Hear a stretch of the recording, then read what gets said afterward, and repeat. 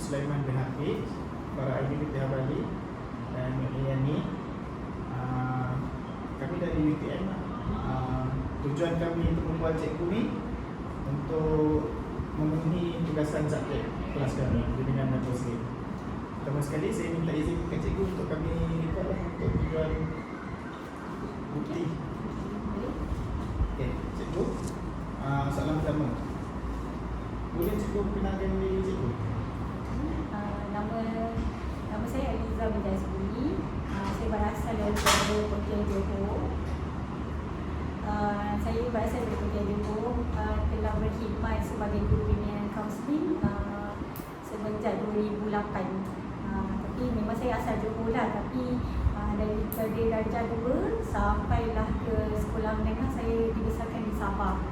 Kemudian saya sambung belajar di UPM dalam sarjana muda bimbingan dan kaunseling pendidikan 4 tahun di UPM.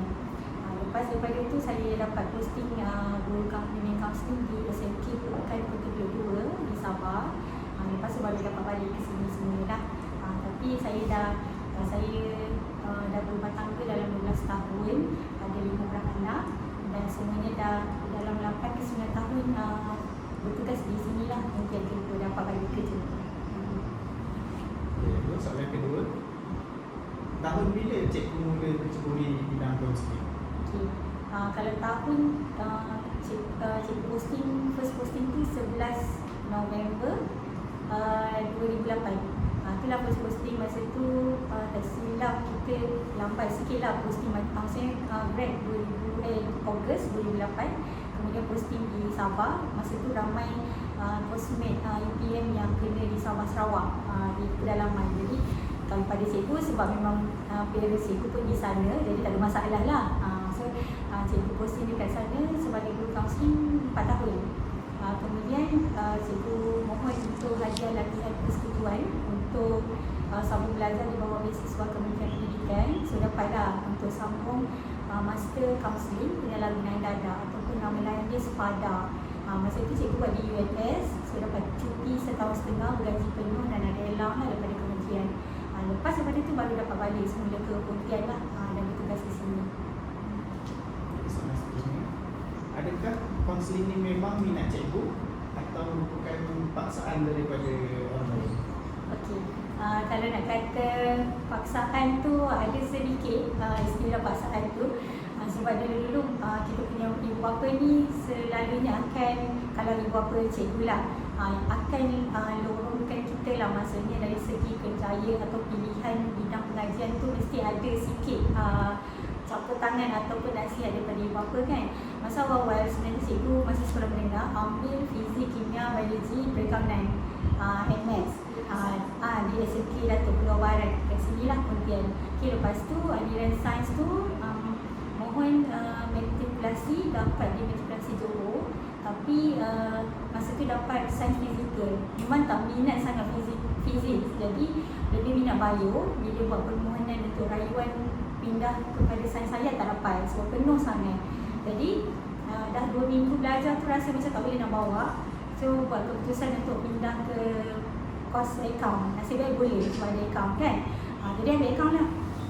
Keputusan okey untuk matrik 2 semester 3.8, 3.9. Tapi macam nak teruskan perakaunan, nak jadi cerita, ayah cikgu kata dalam pilihan 8 pilihan tu, masa tu 8 pilihan je. 8 pilihan tu, satu tu letak bimbingan kaunseling dia kata. Sebab bimbingan kaunseling tu adalah daripada ayah cikgu sendirilah. Dia adalah lecturer di LPG dalam kos kaunseling. Jadi kalau nak kata paksaan tu ada lah kan. So kita bila dah mohon dapat temu duga, bimbingan kaunseling kena ada temu duga kan. Jadi bila dia panggil melepasi syarat, of course universiti dah lock kita punya nama. So bila syarat EPU tu dapat tawaran, memang dapat kaunseling lah. Perakaunan tu semua pilihan 1 sampai 7 tak dapat. Pras juga, tapi itulah dia bila ada redha ibu bapa tu kan. Kita pun adab je lah, kita teruskan je lah. Mula memang tak minat, tapi 4 tahun di UPM kita macam jatuh cinta dengan kos ni lah. Sebab dia kos yang tak perlu kita nak imbang debit kredit yang perlukan lebih dari segi ilmiah, tapi dia lebih kepada communication skill, dia lebih kepada skill lah dengan teori kan untuk counselling. Jadi boleh bawa, cuma minor cikgu tetap perdagangan. Jadi kat situ dua-dua cikgu dapat. Ilmu kaunseling cikgu dapat, perdagangan pun cikgu pergi ke fakulti ekonomi untuk belajar account, business, marketing. So kalau ikutkan, kalau masih ada minat terhadap business, account tu masih ada lah. Jadi cikgu ada banyak perdagangan. Pernah mengajar masa praktikal perdagangan lah.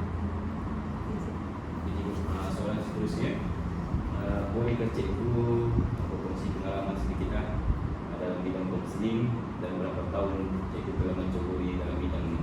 Kongsi sikit tentang bidang kaunseling. Pengalaman Pengalaman dan berapa tahun cikgu telah menceburi dalam bidang ini? Okey. Kalau ikutkan servis dalam 13 tahun, tapi sebenarnya tak full 13 tahun dah. 4 tahun tu di Sabah. Lepas 4 tahun cikgu mohon cuti belajar. Masa tu tak confident pun akan dapat, tapi mungkin rezeki tak ramai yang mohon, dapat setahun setengah. Masa setahun setengah tu lah yang kita ada pengalaman yang baru lah. Kita buat sesi kaunseling dengan bawah KADK, Agensi Anti Dadah Kemasahan Daerah Keluaran. So jadi praktikal kat situ 3 bulan. Kita buat sesi kaunseling dengan bekas penagih dadah ataupun drug addict yang JPJ tahan, macam pemandu lori ataupun bawah umur ke, memang ada klien kat situ. Dan ada juga kawan-kawan cikgu yang kita nak kena pergi masuk penjara Kajang, kena pergi beberapa penjara yang ada klien dalam penyalahgunaan dadah ni sendirilah. Sama ada terlibat dengan menjual dadah ataupun mengguna dadah. Dah setahun setengah tu baru balik ke sini untuk lebih kepada fokus kat sini sekolah agama lah kan. So dekat sini dalam 8 tahun, sini banyak fokus kepada masalah akademik, kerjaya, keputusan pemilihan dalam bidang pendidikan lah. Kat sini nampak seronok sikit sebab lebih kepada, dia tak banyak sangat masalah disiplin, tapi lebih kepada masa depan. Jadi kita banyak fokus pada pencapaian akademik pelajar lah. Jadi kat situ adalah beberapa pengalaman yang berbeza ikut setting mana kita berkhidmat. Okey, terima kasih cikgu. Soalan seterusnya, apakah isu yang pertama cikgu selesaikan sebagai seorang konselor? Okay, isu pertama. Kalau isu pertama di Sabah lah, di satu sekolah yang luar bandar. Kes yang pertama lebih kepada perselisihan faham, pergaduhan tu. Sebab sekolah cikgu dekat sana Muslim 40%, 60% adalah non-Muslim. Lepas tu dia ada banyak kaum melibatkan Bajau, Iranun, Dusun. Jadi 3 ni dia akan ada akan ada karakter yang berbeza, personality yang berbeza, background parents ataupun keluarga yang berbeza juga. PCS kalau kita nak kata dia ada rendah dan juga sederhana lah. Jadi kalau kes lebih kepada perselisihan faham dan kita kena ada guru disiplin, ada 3 orang yang daripada 3 kaum ni supaya dia senang untuk selesaikan dan lebih memahami lah untuk settlekan masalah tu. Biasa kalau kita pun kita takkan, lagi-lagi kalau guru daripada Semenanjung, kita bukan kata tak boleh nak terus, tapi dia akan ada wakil daripada guru-guru ni supaya dia senang. Kadang-kadang parents datang, dia pun menggunakan bahasa yang kita tak faham, tak mudah nak faham lah. Jadi kat situ ada bantuan daripada guru-guru ni, lebih mudah untuk selesaikan lah. Kes seterusnya, apakah kes yang paling berat yang pernah cikgu uruskan? Dekat mana? Dekat sini? Sepanjang tak kisahlah mana. Berat dia kalau ikutkan yang melibatkan kes mahkamah lah. Itu yang biasanya kalau untuk jadi guru bimbang kaunseling, kita ada terikat dengan akta kerahsiaan ataupun apa-apa akta kanak-kanak, atau ada lagi dari segi mungkin penderaan kan. Jadi masa kes yang cikgu yang datang cerita sebulan nama sekolah dia masa kita awal-awal baru posting, mungkin masa tu baru tahun kedua posting macam tu lah. Kes ni melibatkan kes mahkamah anak negeri tak silap cikgu. Sebab dia lain kan, Sabah Sarawak dia ada terikat dengan hukuman di bawah anak negeri sendirilah, negeri Sabah, negeri Sarawak. Jadi kes yang kita handle tu kes sumbang mahram, yang sama ada parents dia nak bawa tak sebab sumber mahram antara adik-beradik. Kan, jadi kat situ segala kita punya report sesi kaunseling daripada pertama, kedua, ketiga, keempat tu semua mesti memang direkodkan dengan secara detail lah. Okay? Cuma masa kalau kita sibuk dekat sekolah, kadang-kadang kita buat report tu tak sedetail yang macam kita buat penulisan kajian kes masa kita grad kan, masa kita final year kita buat kes. Jadi itulah kena hati-hati dalam buat sesi. Kita kadang-kadang ada kekangan guru kaunseling ni, dia terlupa beberapa perkara dan akhirnya kita tengok rupanya kes ni naik mahkamah. Jadi statement kita dalam sesi apa yang kita cakap dengan pelajar tu sangat memberikan penting lah untuk jadikan bahan bukti. So maksudnya apa peranan guru kaunseling di sekolah, adakah beri pendedahan kepada pelajar macam mana sebelum dia buat kes rumah mahram ni, adakah dah jumpa kaunselor dulu ataupun dia dah buat dan dia dah tahu sebenarnya kes tu kes yang dinaikkan ke mahkamah, tapi peranan kita sebagai guru kaunseling tu macam mana. Tu yang rasanya sangat berat, tapi alhamdulillah dapat diselesaikan lah. Memang akan ada apa namanya sokit yang dibayar, dia akan keluarga akan keluarkan sedikit amount untuk bayaran dalam bentuk silap lembu ke, ada macam ayam ke, kambing macam tu lah. Tapi cikgu tak pergi, kita tak pergi pun. Dia punya masa pergi tu dia terus yang dilibatkan parents dengan ketua kampung. Tapi kita punya statement tu diguna pakai. Kenapa tak ambil masa untuk ambil kes? Kes tu dia ada wakil datang ke sekolah, dia nak tahu dari segi macam akhlak ataupun pelajar ni macam mana di sekolah, atau dia ada tak bagi tahu dengan apa tu kaunselor sendiri yang dia ada buat perkara tu kan. Tapi sebenarnya yang cikgu punya klien ni adalah mangsa. So dia tak boleh nak lari sebab adik-adik semua lelaki, dia seorang perempuan. Jadi bila parents keluar, benda tu berlaku. Jadi macam mana kita sama ada klien ni nak naikkan kes tak, sedangkan itu abang sendiri, dan parent mesti akan marah kepada si anak ni kan sebab buka kes. Tapi buka kes tu pun bukan kita lah yang selesaikan. Bolehkah cikgu kategorikan masalah-masalah lain yang pernah cikgu kendalikan lah, seperti masalah cinta, kategori masalah pelajar rokok, ataupun ada masalah pelajar tu stres gitu. Nak kena kategorikan. Okey, kalau sebenarnya dia punya masalah ataupun yang datang untuk kita sebagai guru bimbingan kaunseling, kita yang kena klasifikasikan lah ikut kes. Kalau di sekolah, peranan guru bimbingan kaunseling kita ada 4 fokus besar lah. Okay, yang pertama kesihatan pendidikan, kesihatan mental PKM, lepas tu PPS, pengurusan diri dan sasial, lepas tu kita ada PK, pendidikan kerjaya, dan yang keempat pengurusan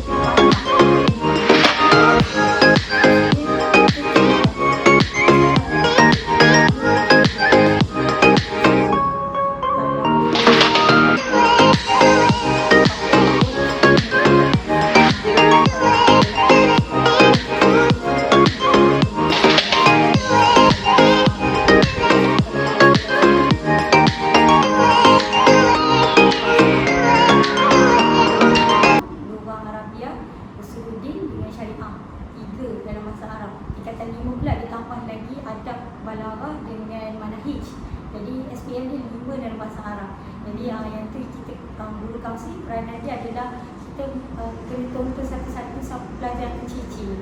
Kalau tercicir ni mungkin nanti SPM dia agak susah untuk dapat sampai keputusan. Kalau di sekolah sini, selain daripada masalah di asrama, adalah masalah akademik di sekolah. Seterusnya, apakah cabaran cikgu sepanjang bergerak sebagai konselor? Cabaran tu memang terlampau banyak lah. Pasal paling pertama sekali adalah dari segi kita sebagai guru bimbingan kaunseling membawa karakter guru bimbingan kaunseling sepenuh masa. Maksudnya kadang-kadang personaliti guru kaunseling pada awalnya kita semua macam biasalah, macam peranan sebagai masyarakat biasa. Tapi bila once kita dah ambil bimbingan kaunseling, kita kena dan terpaksa juga melatih diri kita untuk banyak ada personaliti yang positif lah. Jadi semua rakan sekerja, pentadbir, warga sekolah, dia akan melihat peranan guru bimbingan kaunseling ni sebagai satu yang mungkin yang ideal, yang baik, yang positif. Jadi kalau katalah kita tersilap dari segi mungkin komunikasi dengan orang, dia akan cepat melabel guru bimbingan kaunseling macam ni kan. Jadi peranan kita adalah bersungguh-sungguh sebaiknya menjalankan tugas sebagai guru bimbingan kaunseling, menunjukkan sikap-sikap yang positif lah, dan especially dari segi pelajar itu sendiri. Kita nak lihat macam mana kita ajar apa saja dengan pelajar, kita pun buat juga. Okay? Itu satu. Lepas tu cabaran yang kedua dari segi persepsi ataupun stigma masyarakat terhadap guru bimbingan kaunseling. Okay, ramai yang kata kalau guru bimbingan kaunseling perlu menjaga kerahsiaan. Memang kita ada masa dalam sesi yang pertama tu kita ada bersetuju, kita ada membina hubungan.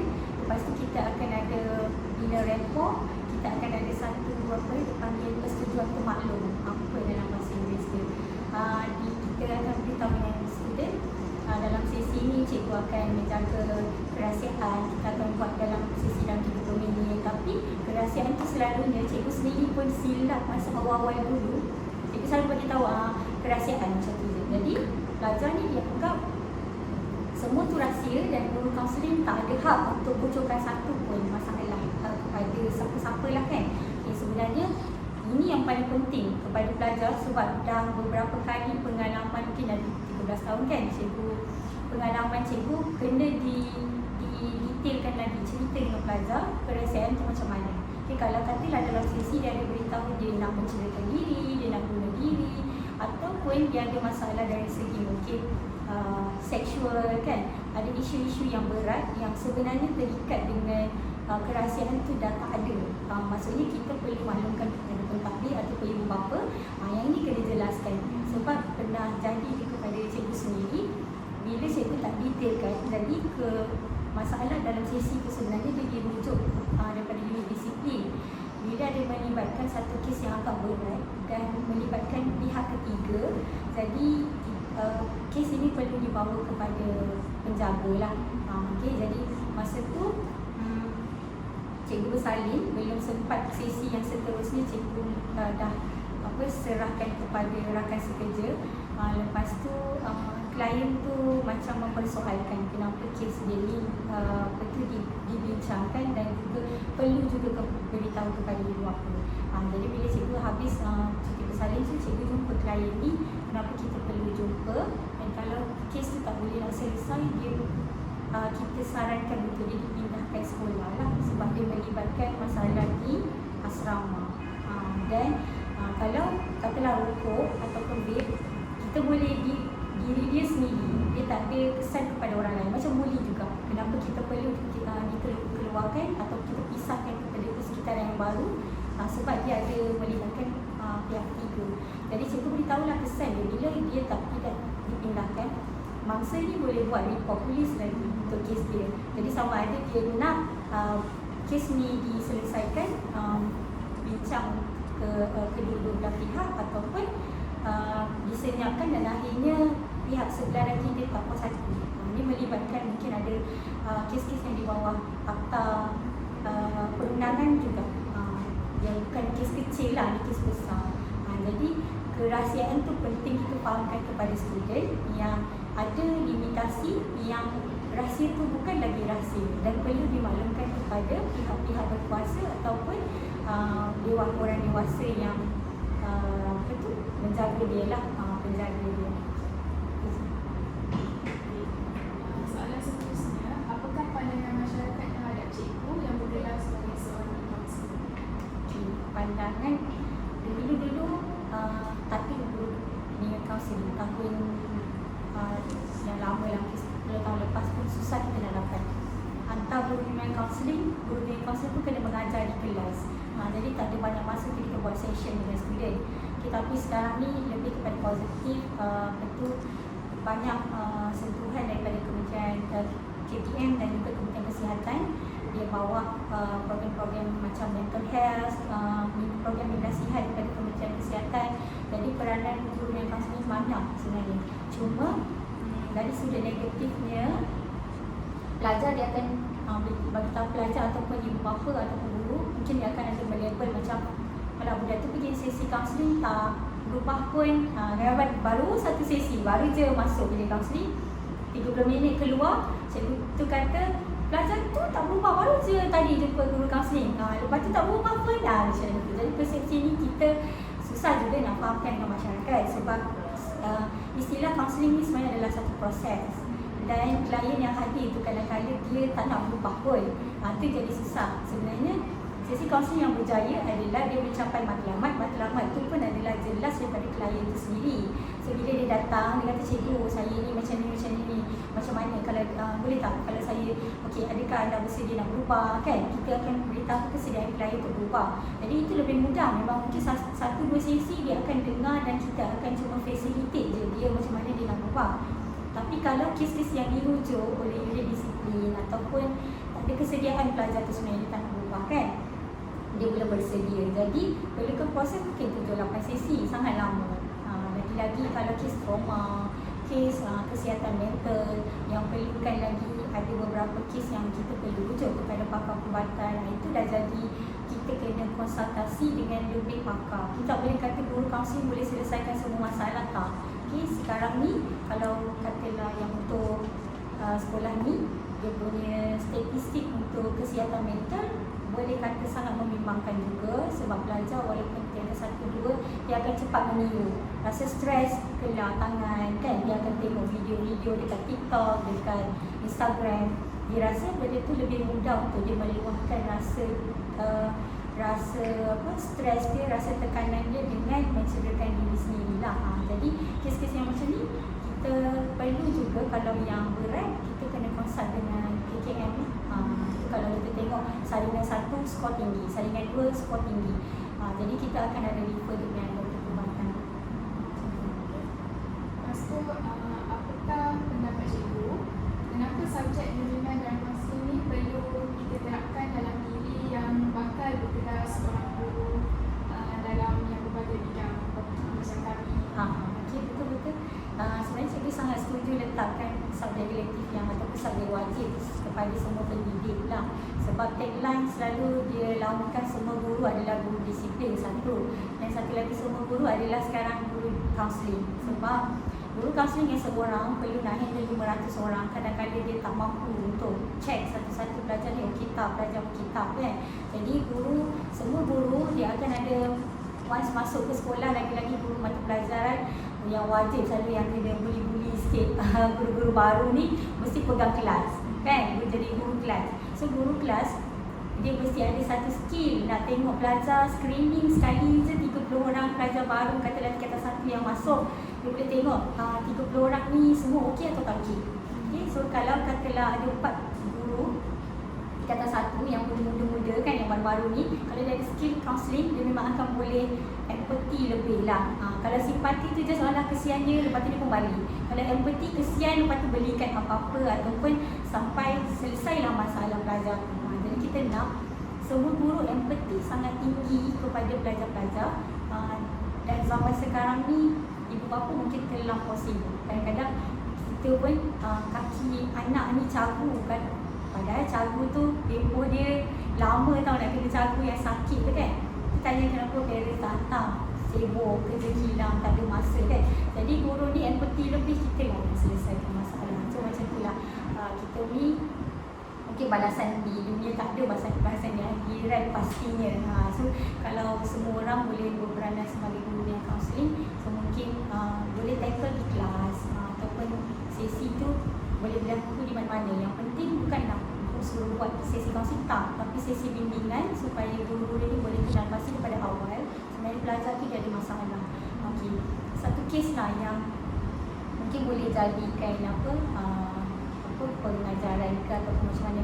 Kadang-kadang guru ni memang penuh tekanan lah, JPN nak ni, PPD nak ni, tekankan nak kena hantar report apa semua kan. Tapi sehingga melupakan emosi pelajar. Kadang-kadang dia macam dia rasa pelajar ni perlu pencapaian akademik nombor 1 sehingga dia melupakan emosi. Kadang-kadang terlepas bahasa yang kasar kepada pelajar kan, itu yang paling penting sekali. So kalau belajar kaunseling, dia akan lebih faham tentang pelajar dan kapasiti ataupun pencapaian pelajar itu sendiri. Jangan push pelajar, kita memang memberikan ilmu, tapi kalau pelajar tu mungkin dalam keadaan yang lemah ataupun lambat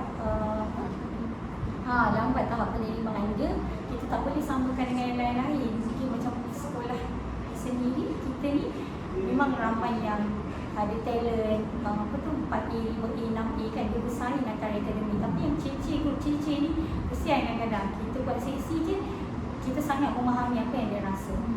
Dia rasa macam terpinggir, diketepikan, cikgu-cikgu mengeluarkan kata-kata kesal ataupun kata-kata kasar bila dia tak boleh nak handle. Pelajar lain semua okey. Sampai 2 tahun lepas ada pelajar yang nak berhenti sekolah, tak nak ambil SPM, tekanan sangat. Tapi sekarang pelajar tu dah diploma pemasaran tu di Kedah. Okay, dia politeknik dekat Kedah tak saja tu.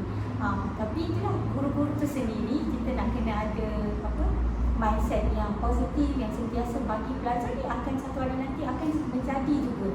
Cuma tak adalah nak kata dia akan jadi mungkin terus cemerlang kan. Dia ada bahagian bidang-bidang dia. Lepas tu, bagaimana kawalan emosi cikgu masa cikgu memberikan sesi kaunseling kepada pelajar? Saya rasa kalau sesi kaunseling tu kita cuba sebaiknya untuk handle lah. Masa awal dulu sebelum cikgu ambil master, kita pun rasa macam buat sesi bila masa degree lain dengan bila kita ambil masters lah. Sebab degree dia ada masa praktikumnya, mungkin masa tu kita belajar je semua, teori semua kita belajar, kita tak tahu nak aplikasikan yang mana satu kan. Tapi bila kita dah ambil masters tu, ada banyak lagi masa kita sesi, dan buat sesi tu dengan orang dewasa juga. Ada yang lebih tua daripada cikgu pun ada, yang mengguna dadah. Lepas tu ada yang isteri di penjara kacang tu, isteri yang dipaksa menggunakan dadah dan menjual dadah kan. Jadi kita lebih matang untuk handle kes-kes seperti itulah.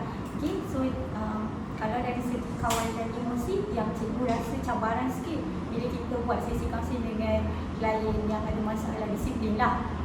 Kadang-kadang kalau kita tak terluka betul-betul masalah sebenar dia, sebenarnya dia ada mungkin dari segi latar belakang keluarga selalu bercakap kasar, dan dia pun dekat sekolah bercakap kasar kan. Kita takkan lebih memahami, kita rasa macam kenapa awak buat macam ni, kenapa macam ni kan. Kalau kita terikut trend guru disiplin, kita akan jadi, kita bertukar watak jadi guru disiplin. Itu yang agak sukar. Tapi bila dah lama kelamaan kita belajar, kita akan terima seadanya. Itulah dia punya kaunseling punya tagline juga, menerima tanpa syarat. Okay, kadang-kadang kita mendekati pelajar-pelajar yang isu disiplin ni lebih seronok. Kita tengok kenapa karakter tingkah laku pelajar ni begini, sebab mesti ada sesuatu yang berlaku, kurang perhatian kan. Jadi kat situ kita ajar dia macam mana bertingkah laku yang lebih positif, dan pemikiran juga lebih positif. Lepas tu, pada pendapat cikgu, adakah penting mencarikan hubungan yang baik di antara guru kaunseling dengan ibu dalam menangani masalah pelajar? Jadi betul, sangat penting, sangat-sangat penting. Sebab limitasi di sekolah ni, ibu bapa dan ibu pelajar berada ataupun tinggal jauh dengan kita lah di sekolah. Daripada Johor Bahru, daripada Kuala Lumpur, daripada Negeri Sembilan pun ada. Dulu dah dia terfaham juga lah. Tapi sekarang ni ada mungkin separuh daripada pelajar tu ada juga daripada sekitar Pontian lah. Okay, jadi kalau isu disiplin memang sekarang dalam beberapa tahun memang kita akan terus libatkan ibu bapa untuk perbincangan tentang tingkah laku anak.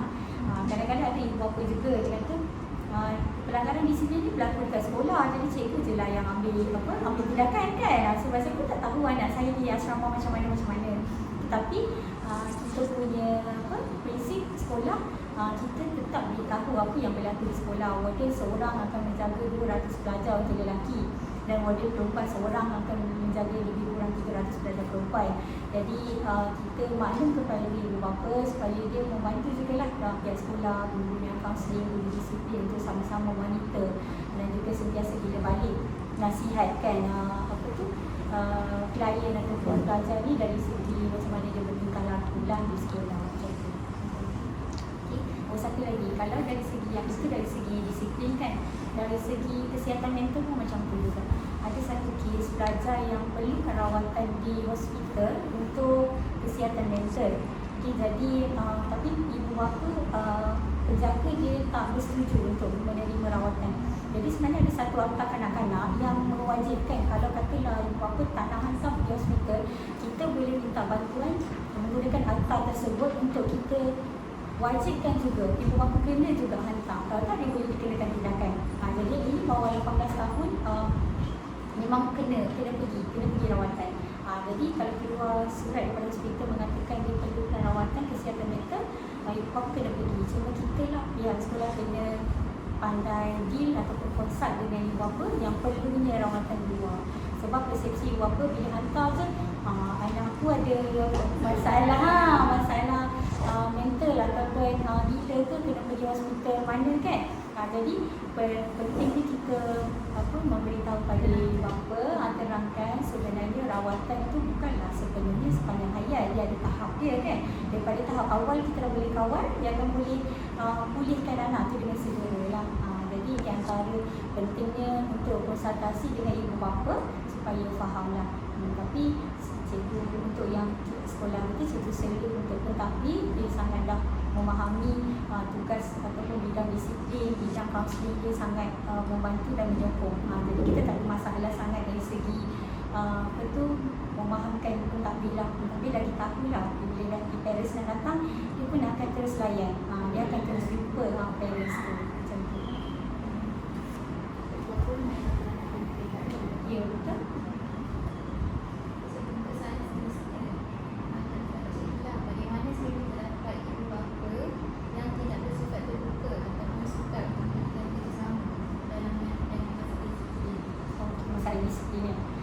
Kalau ibu bapa sebelum ni pernah kalau katalah berlaku masalah yang pihak sekolah pun tak pandang buat keputusan, kita ada pihak-pihak NGO ataupun badan-badan uniform yang kita bawa ke sekolah.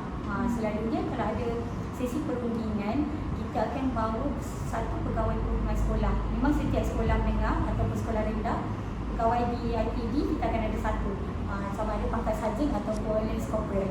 Jadi selama ni mungkin ada 3 orang pun pegawai perhubungan sekolah yang memang dia akan datang kalau ada program-program di bawah unit disiplin, kita akan jemput dia sekali. Jadi kalau isu disiplin kita memang bawa PPS ni sekali. Jadi PPS ni dia boleh terangkan berkaitan dengan undang-undang. Jadi kita ada kekuatan sikit. Pihak sekolah ni nak deal dengan ibu bapa yang agak sukar nak menerima anak dia nak diberikan hukuman sekian kan. Okay, lepas tu satu lagi kita ada PPD. Pegawai PPD yang bahagian kaunseling pun ada seorang. Okay, sekarang Cikgu Zaki lah di PPD Pontian. Lepas tu kita ada pegawai JPN dan juga SPI. Pada zaman dulu mungkin kita ada lah, kita tak nafikan kita ada kes-kes sedikit macam kes bully kan, yang sebelum melarat. Jadi kita terus panggil pegawai-pegawai ni dan berjumpa dengan ibu bapa. Masa tu secara bersemuka dalam satu bilik mesyuarat. Tapi rupanya cara macam tu kalau kita kumpulkan katalah ibu bapa secara bersemuka tu, dia akan berkongsi idea mungkin ibu bapa yang pembuli dengan ibu bapa yang mangsa. Jadi sebenarnya kaedah tu kurang sesuai kerana dia boleh berkongsi idea macam mana nak buat ni, anak kami macam mana, anak sana macam mana kan. Dan akhirnya selepas daripada tu kita akan jumpa dengan ibu bapa seorang-seorang, dia takkan berjumpa. Sesi pukul 9 anak A, sesi pukul 10 anak B. Jadi dia tak ada kongsi apa-apa, tukar nombor telefon ke apa. Jadi mungkin itu kaedah yang lebih sesuai. Tetapi kita dah semakin mahir untuk handle case kalau bully ataupun tidak ibu bapa tidak bersetuju anak kenakan tindakan, kita boleh kata kalau tak kita akan kenakan amaran pertama, amaran kedua dan seterusnya lah. Biasanya pelajar ibu bapa akhirnya dia akan setuju jugalah anak dia mungkin berpindah ke sekitaran baru yang lebih okey. Dan kebanyakan pelajar yang pindah kerana kes-kes disiplin ke ataupun apa-apa kes yang lain, semua berjaya pun dekat sekolah yang lain. Dia dapat kawan yang baru, dia dapat persekitaran yang baru kan. Jadi pentingnya perbincangan antara pihak sekolah dengan JPN, pihak sekolah dengan pegawai rumah sekolah dan juga PIBG. Itu paling penting.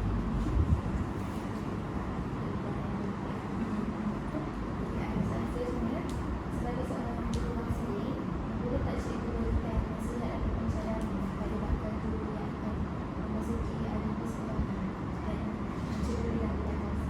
Okey, kalau guru baru, okey, apa nasihat? Okey, nasihatnya adalah balik kepada apa yang kita sebelum kita dapat satu kerja ataupun pekerjaan tu kita nak sangat kan. Kadang-kadang kita memang seronok rasa kerja. Okey, jadi kita balik kepada niat kita, memang betul tak kita nak jadi seorang pendidik. So bila masuk ke sekolah, memang bebanan tugas tu sangat banyak. Sangat banyak. Okey, lepas tu kita bersifat terbuka, terima je semua tugas yang pihak sekolah beri. Sebenarnya tanggungjawab ataupun tugas yang pihak sekolah bagi tu bukan untuk orang lain tapi untuk kita sendiri. Macam cikgu awal-awal masuk, selalu kita dengar tau, cikgu baru ni kita bully, macam tu lah. Bukan bully apa tau, dia macam nak bagi kita job, sesuatu job. Sama ada masa tu jadi SU PLBG ke. Kalau masa awal-awal sekolah dulu, cikgu selalu kena bully jadi MC. Masa tu tak pandai sangat. Masa dekat universiti pernah lah jadi announcer convocation kan, tapi kita tak ada handle macam program-program besar macam tu kan. Tapi dia bagi job tu. Lepas tu cikgu tak ada pilihan lah. Kita macam cikgu muda kan, kita ambil je. Tak tahu macam mana teks, kita tak tahu macam mana nak deal dengan jemputan kan. Tapi bila kita positif, kawan-kawan senior-senior cikgu lain tu membantu kita, lama-lama sebenarnya kalau program kaunseling kita pun sendiri kena jadi pengacara majlis sampai panggil cikgu lain untuk bantu kan. Lepas tu sama juga PA system, tak pandai teknik kan, tapi kita belajar. Jadi kalau untuk guru-guru baru, kita nak guru yang betul-betul keterampilan. Lepas tu ada satu semangat lah. Sebelum apa-apa mesti belajar je dulu. Unit ni kita dah pegang, dah jadi pengacara majlis. Lepas tu unit lain dekat Padang. Kadang-kadang guru-guru baru ni tak seimbang.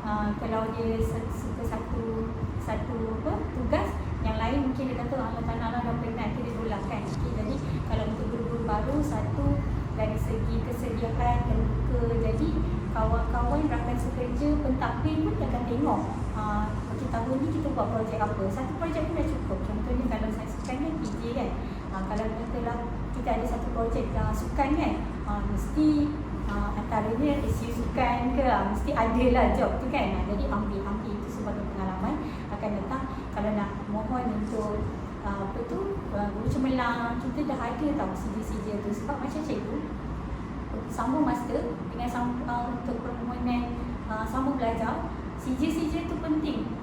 Dia nak masa tu 4 tahun je. Orang lain bawa file semua tebal-tebal kan. Cikgu ni file apa ni? Macam kita ada juga bawa juga file, tapi rupanya penting.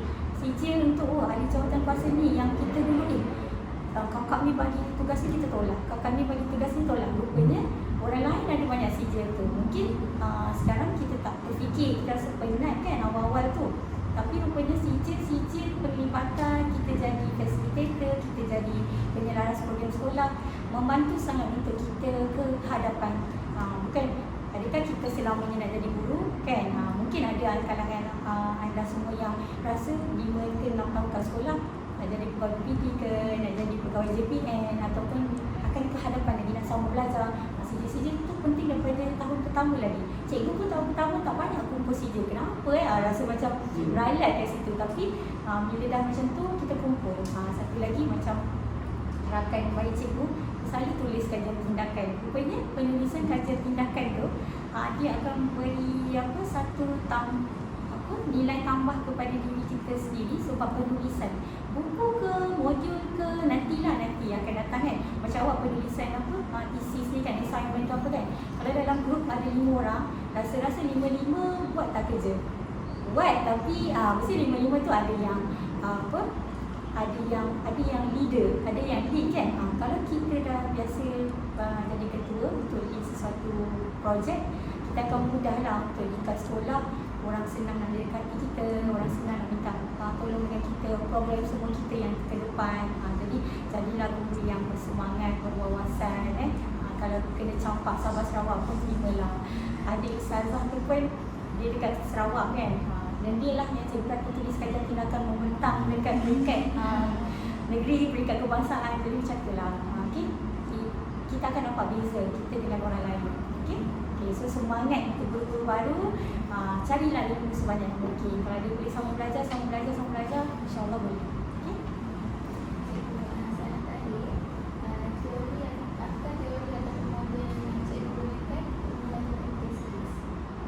Kalau dulu cikgu pegang REBT, Rational Emotive Behavioral Therapy.